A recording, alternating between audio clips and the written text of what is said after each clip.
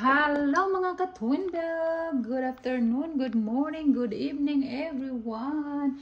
Eto na naman tayo. Pasensya na wala akong update, wala akong upload sa aking YT. Pero ngayon magluluto tayo. Kahapon nagluto ako ng adobong kangkong. Pero ngayon nag-request si Habi dahil nasarapan sa niluto ko kahapon.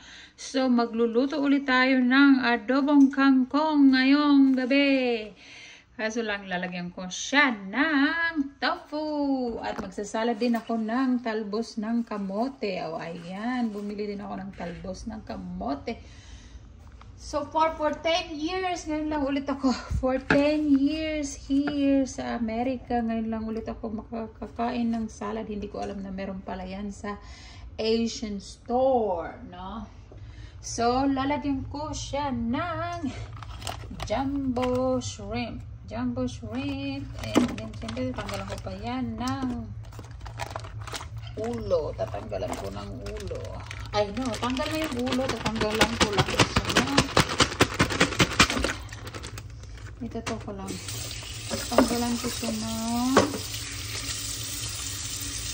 At saka mayroon akong pusit. Ayan. Ay, pusit ba ito? Squid. Ayan. Oo nga. Squid. Oh, mayroon akong squid na aadobohin ko rin ngayon. So, puro tayo adobo ngayon, no? Ayan. Ang dami kong. Ay, lagay ko sa kabila. Sila pwedeng haluan. Ayan. Dito ko sa ilalagay.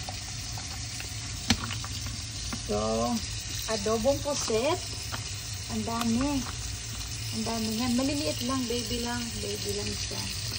So, pag inadobo yan, maliliit pa yan. No? So, matigas pa yan.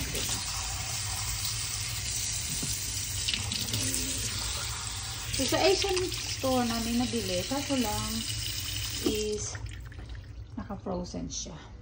So, ayan, magluluto ako ng tofu. Diba? Short update lang tayo. Magluluto ako ng adobong kangkong, pritong tofu, at shrimp, at saka adobong pusit. Tagay nga pala. At ito naman ang aking itatanim. O, diba? Pwede ko siyang itanim. So, next time, hindi na ako bibili. Ayan. Ito naman yung sa talbos ng kamote na natira. Hindi ko nilagay lahat. No, kasi matigas.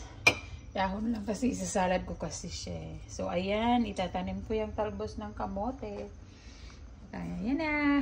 Short update lang tayo mga ka-Twinbell. Maglalagay tayo ng tofu. Grabe, nasarapan ni husband. Hindi ko akalain na magustuhan niya yung adobong kangkong for the first time niya kasi kumain ng adobong kangkong. So, ayan. Ipiprito natin.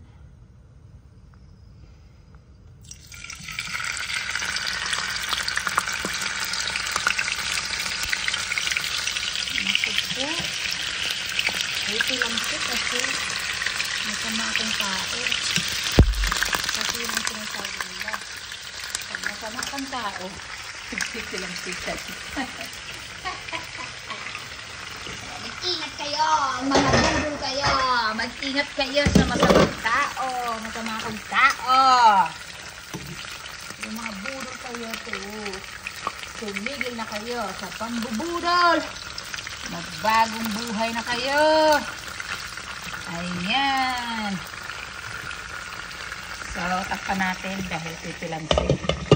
Kasi masama ang aking tao. Siyempre, andyan si Tagay. Tagay. Okay mga ka-Twinbell, short update lang tayo ha.